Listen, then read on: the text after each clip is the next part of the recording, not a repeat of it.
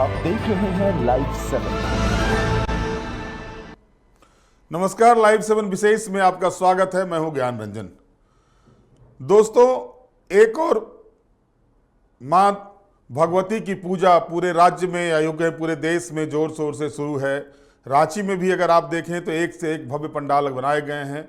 लोगों में पूजा का उत्साह खासा देखा जा रहा है। वहीं दूसरी ओर राजनीतिक दलों में पूजा तो है ही, चुनावी तपिश भी जो है सो बढ़ी हुई है और सभी राजनीतिक दल या यूं कहें एनडीए हो या आईएनडीआईए, दोनों में अब सीट शेयरिंग को लेकर के माथापच्ची जारी है। हालांकि एनडीए की ओर से यह कहा गया है कि 99% बातें तय हो गई है, 1-2 सीटों पर जीत चल रहा है। लेकिन इस बीच अगर आप इंडिया गठबंधन की बात करें तो अब तक इंडिया गठबंधन में एक बार भी सीट शेयरिंग को लेकर के बैठक नहीं हुई है। और जो जानकारी मेरे पास आई है कि रांची में इस पर कुछ होने जाने को नहीं है। जो कुछ भी फैसला होगा वो दिल्ली दरबार में फैसला होगा, दिल्ली में जाकर ही फाइनल होगा कि कौन किस पार्टी को कितनी सीटें मिलेगी। और सबसे बड़ी बात यह है कि जिस तरह से धमा चौकड़ी मची हुई है आरजेडी, कांग्रेस, जेएमएम के बीच में सीटों को लेकर, आरजेडी 22 सीटों का डिमांड कर रहा है तो कांग्रेस 31 से बढ़कर 33 सीटों का डिमांड कर रहा है। और इसके बाद वाम दल को भी इस बार एडजस्ट करना है। तो इस बीच जो खबरें छनकर सामने आ रही हैं, जो बातें सामने आ रही हैं, उसमें साफ तौर पर इस बात की ओर इशारा किया जा रहा है कि वाम दल को तो गठबंधन में यानी भाकपा माले को गठबंधन में शामिल किया जाएगा क्योंकि मार्क्सवादी भी उसके साथ जुड़ गया है। लेकिन कांग्रेस और आरजेडी के सीटों में कटौती होने जा रही है। गठबंधन के तहत कांग्रेस को सीट घटेगी, आरजेडी को भी सीट घटेगी। पिछले चुनाव की अगर बात करें तो 81 सदस्यीय झारखंड विधानसभा में जो यूपीए के बीच सीट शेयरिंग का फॉर्मूला तय हुआ था, उसमें 43 सीटों पर झारखंड मुक्ति मोर्चा चुनाव लड़ी थी। कांग्रेस पार्टी 31 सीटों पर चुनाव लड़ी थी और 7 सीटों पर आरजेडी चुनाव लड़ा था। परिणाम क्या आए थे? 43 सीटों पर झारखंड मुक्ति मोर्चा चुनाव लड़के 30 विधानसभा की सीट जीतकर झारखंड विधानसभा में सबसे बड़ी पार्टी के रूप में उभरा था। वहीं 16 सीटों के साथ कांग्रेस पार्टी को, जिनको 31 सीटें मिली थी, 16 सीटें जीती थी और आरजेडी को 7 सीटें मिली थी, जिसमें से जीत मात्र 1 सीट पर हुई थी। अब इस बार जो रणनीति बन रही है कि जिताऊ सीट पर गठबंधन जो होगा वो जिताऊ सीट को ध्यान में रखकर गठबंधन का खाका तय होगा। यानी जो दल जहां पर सीट निकाल सकते हैं उसको ध्यान में रख करके सीट शेयरिंग का फॉर्मूला तय होगा। और इस बीच जो जानकारी मिल रही है उस जानकारी के हिसाब से कांग्रेस पार्टी भले ही 33 सीटों की डिमांड कर रही है, लेकिन कांग्रेस के खाते में 25 सीटें ही गठबंधन के तहत जाने वाली है। ये पुख्ता जानकारी जो अंदरूनी खबर सामने आ रही है, 25 सीट ही कांग्रेस पार्टी को देने पर विचार हो रहा है। वहीं आरजेडी को जो 7 सीटें मिली थी उसमें से आरजेडी को मात्र 5 सीटें देने की बातें हो रही है।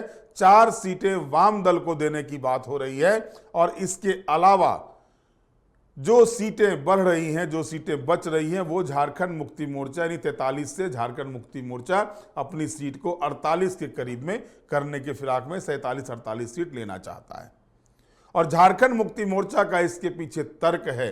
तर्क ये है कि वो कितने सीटों पर दूसरे स्थान पर थे, कांग्रेस पार्टी कितनी सीटों पर दूसरे स्थान पर थी, इन सारे सीटों का आकलन किया जाएगा कि कांग्रेस पार्टी किन किन सीटों पर दूसरे स्थान पर थी, झारखंड मुक्ति मोर्चा किन किन सीटों पर दूसरे स्थान पर थी, आरजेडी किन किन सीटों पर दूसरे स्थान पर था। इसको भी जो सीट शेयरिंग का फॉर्मूला तय होगा, इस पर विचार विमर्श करने के बाद ही सीटें दी जाएगी। यानी जो सीटिंग सीट है तीनों ही राजनीतिक दलों के बीच, उन सीटिंग सीट के अलावा जो सीटें बच जाती हैं, उन सीटों पर जो सेकेंड नंबर पर जो दल आए हुए हैं उसको ध्यान में रखकर सीट शेयरिंग का फॉर्मूला तय किया जाएगा। ये चीजें चल रही है। अगर आप आरजेडी की बात करें दोस्तों, तो आरजेडी को पिछले चुनाव में 7 सीटें मिली थी। छतरपुर और बरकट्ठा विधानसभा को अगर आप छोड़ दें तो 5 सीटों पर जो बचे हुए 5 सीटें थी, देवघर, गोड्डा, कोडरमा, हुसैनाबाद और चतरा, उनमें से चतरा सीट तो जीती थी, लेकिन ये जो 4 सीटें हैं, हुसैनाबाद, कोडरमा, देवघर और गोड्डा, इन चारों सीटों पर अगर आप देखेंगे आरजेडी के कैंडिडेट ने नाकों चने भाजपा को चबवाए थे। एक जगह एनसीपी था हुसैनाबाद में, वहां भाजपा कैंडिडेट नहीं दी थी। उसमें अगर आप देखते हैं तो कोडरमा सीट पर मात्र 1600 वोट से बबलू चौधरी जो आरजेडी के थे वो चुनाव हारे थे, और काफी मेहनत भाजपा को करनी पड़ी थी कोडरमा सीट को निकालने के लिए। मात्र 1600 वोट का अंतर था, जीत का अंतर जो था, नीरा यादव 1600 वोट से चुनाव जीती थी। और इस बार जाहिर है कि जो नेक टू नेक फाइट हुए थे, इसमें कोडरमा सीट पर दावेदारी आरजेडी की बनती है, और जो मेरे पास सूचना आ रही है कोडरमा सीट आरजेडी के खाते में जा सकता है। चतरा सीट तो है ही, लेकिन चतरा सीट में अब देखिए स्थिति क्या बन रही है। चतरा सीट जो है वो शेड्यूल कास्ट के लिए रिजर्व है। सत्यानंद भोक्ता जिस कास्ट से आते हैं, पहले वो शेड्यूल कास्ट में था, लेकिन अब भोक्ता को जनजाति में कर दिया गया है।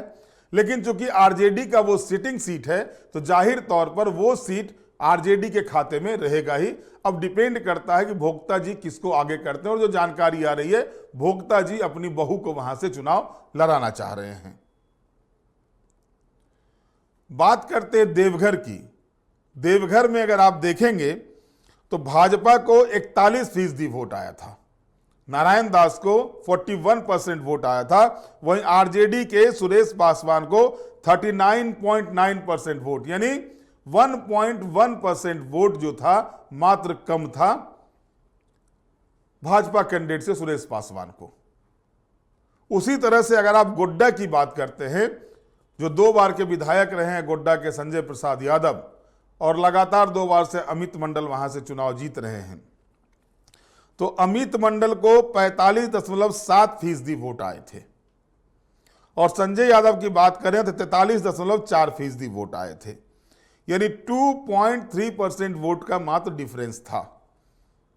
2.3% वोट के डिफरेंस से ये चुनाव जो है सो आरजेडी यहां से आ रही थी। जाहिर है यहां पर आरजेडी का दावा है, और आरजेडी का दावा सही भी है, और गठबंधन में इस चीज को माना भी जा सकता है।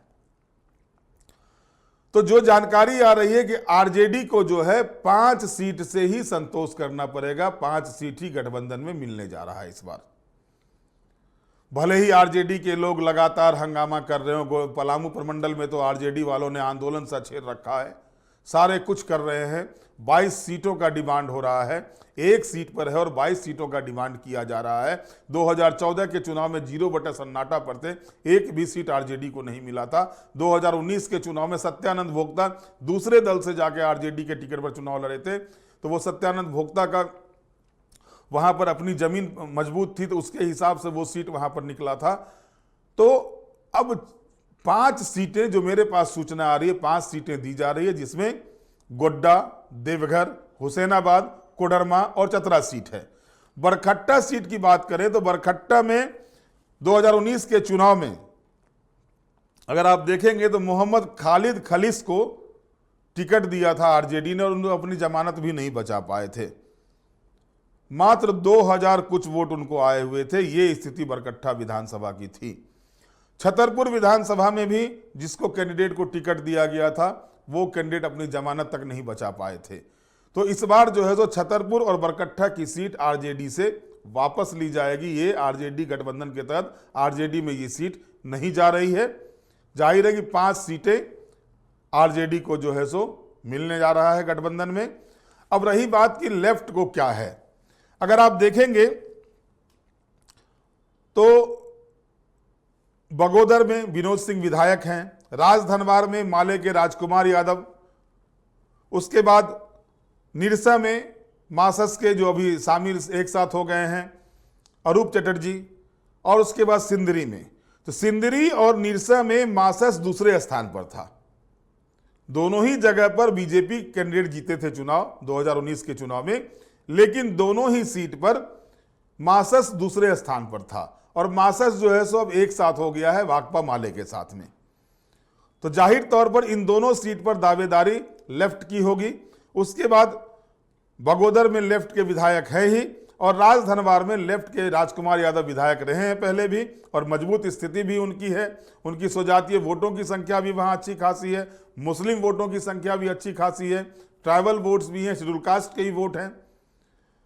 तो ये 4 सीटें जो है वो लेफ्ट को देने पर विचार हो रहा है, और ये सीटें लेफ्ट को जाएगी। अगर आप देखेंगे तो जो स्थिति बनी हुई थी कि बगोदर में कांग्रेस पार्टी ने जो कैंडिडेट दिया था वासुदेव प्रसाद को वर्मा को, उनको 0.96% मतलब वोट आया हुआ था, मात्र 0.96%। उसी तरह से आप देखेंगे सिंदरी में झारखंड मुक्ति मोर्चा खड़ा था, वो तीसरे स्थान पर था। निरसा में भी झारखंड मुक्ति मोर्चा तीसरे स्थान पर था।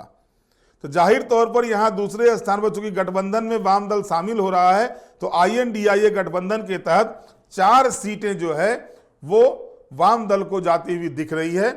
गठबंधन के तहत उनको सीट शेयरिंग में मिलने जा रहा है।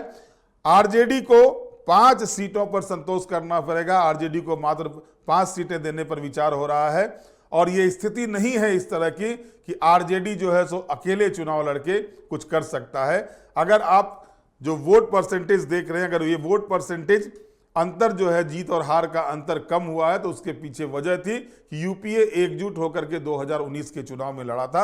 हालांकि 2 सीटों की अगर आप बात करते हैं तो वहां पर जो है सो आप देखेंगे कि बबलू चौधरी ने, कोडरमा में बबलू चौधरी ने नीरा यादव को जबरदस्त तरीके से टक्कर दी थी, और भाजपा को पूरी ताकत झोंकना पड़ा था उस जगह पर, उस सीट को निकालने के लिए। उसी तरह से संजय यादव गोड्डा में और सुरेश पासवान, इन दोनों ने भी जबरदस्त टक्कर भाजपा को दी थी, और इस बार पूरी तैयारी के साथ हैं, दोनों ही नेता पूरी तैयारी के साथ हैं। तो गठबंधन के तहत जो 5 सीटें हैं RJD को मिलेंगी। अब वजह क्या हो रही है कि कांग्रेस पार्टी को 31 से 25 पर आने की। कांग्रेस पार्टी कई ऐसी सीटें हैं जहां पर कि वो 10,000 का आंकड़ा पार नहीं कर पाया गठबंधन में टिकट मिलने के बाद भी। कहीं पर दूसरे स्थान पर आसू है, कहीं पर कोई अन्य दल के लोग हैं। तो इन सारे चीजों को जोड़ घटाव करने के बाद ही सीट शेयरिंग पर बातें चल रही है, और इस पर ही जाकर के फैसला होगा। और विजयादशमी के बाद INDIA गठबंधन की बैठक होगी, और उसमें सीट शेयरिंग का फॉर्मूला होगा। और जो जानकारी मिल रही है कि 25 अक्टूबर तक जो है सो के पहले सीट शेयरिंग का फॉर्मूला तय हो जाएगा। किनके खाते में कितनी सीटें जाएगी, ये सारे कुछ क्लियर हो जाएंगे। ये 25 अक्टूबर जो मेरे पास जानकारी आ रही है, ज़्यादा से ज़्यादा 25 अक्टूबर तक जाने की बातें कही जा रही है। हालांकि ये बहुत बड़ी सच्चाई है कि तेजस्वी यादव अंतिम फैसला लेंगे RJD का। कांग्रेस पार्टी में राहुल गांधी और मल्लिकार्जुन खड़गे, सोनिया गांधी फैसला लेंगी, प्रदेश प्रभारी को उसमें रखा जाएगा। झारखंड PCC को से इस मामले पर जो है सो अंतिम फैसला लेने के लिए झारखंड PCC को सिर्फ सूचना दे दी जाएगी, आप ये ऐलान करें कि फलाने फलाने सीट पर हमारा कैंडिडेट होगा। बाकी चीजें दिल्ली में तय होंगी। और झारखंड मुक्ति मोर्चा में हेमंत सोरेन जो चाहेंगे, जो करेंगे वही होना है। और इन सारे चीजों पर जो है सो दिल्ली में बैठक होगी। दिल्ली में बैठक होने के बाद, विजयादशमी के बाद किसी भी दिन दिल्ली में बैठक होगी, और उसके बाद सीट शेयरिंग का फॉर्मूला तय किया जाएगा। और ये तय मान के चलिए कि भले ही सीट को लेकर के जो भी बातें लगातार चल रही है, 22 सीटें चाहिए तो 33 सीटें चाहिए, जिताऊ सीट चाहिए, लंद जो भी चीजें आ रही है, इसके इतर अगर आप देखेंगे तो एक रणनीति ये बन रही है INDIA गठबंधन में कि हमें ज्यादा से ज्यादा सीटें कैसे निकालना है। और इसको ध्यान में रख करके अगर झारखंड मुक्ति मोर्चा को लगता है कि वो इस सीट पर कमजोर है और कांग्रेस पार्टी वहां मजबूत है, तो सीटों की भी अदला बदली होगी सीट शेयरिंग में। ये भी आप मान के चलिए कि लगभग आधे दर्जन सीट हैं जिसमें अदला बदली के भी संकेत मिल रहे हैं कि वो कोई सीट कांग्रेस का है तो वो झारखंड मुक्ति मोर्चा के पास जा सकता है, कोई झारखंड मुक्ति मोर्चा कोटे का सीट है तो वो कांग्रेस के पास आ सकता है। इस तरह की भी चर्चा कर रही है। यानी पूरी तरह से मजबूती के साथ कैसे जो है सो एनडीए को रोका जाए, इस पर काम होगा। वहीं एक चीज तो फाइनल हो गया है कि झारखंड विधानसभा चुनाव में सीधी टक्कर एनडीए वर्सेस आईएनडीआईए होने जा रहा है। भले ही जयराम महतो त्रिकोण बनाने का प्रयास कर रहे हो, लेकिन कुछ ही सीटों पर वो चलेंगे। ये भले ही वो जितना अपना एग्रेसिव रूप दिखा लें, बार बार कहते मैं मेरा नेचर ही मैं एग्रेसिव होकर के ही काम करा लेता हूं, तो एग्रेसिवनेस जो है सो हर जगह दिखाई नहीं देता, हर जगह वो काम नहीं आता। चुनावी रणनीति में सिर्फ एग्रेसिवनेस ही काम नहीं आता है। तो इस स्थिति में कुछ सीटें हैं जहां पर कि वो दोनों ही गठबंधन को परेशानी में डाल सकते हैं।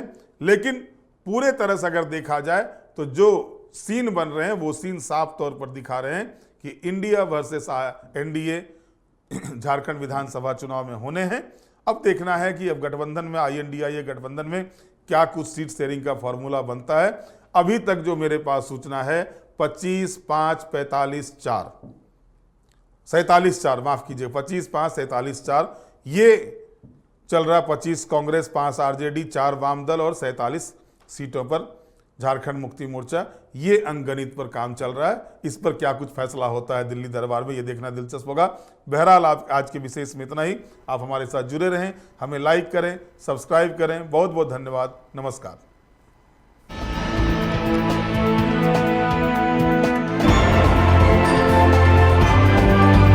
आप देख रहे हैं लाइव 7।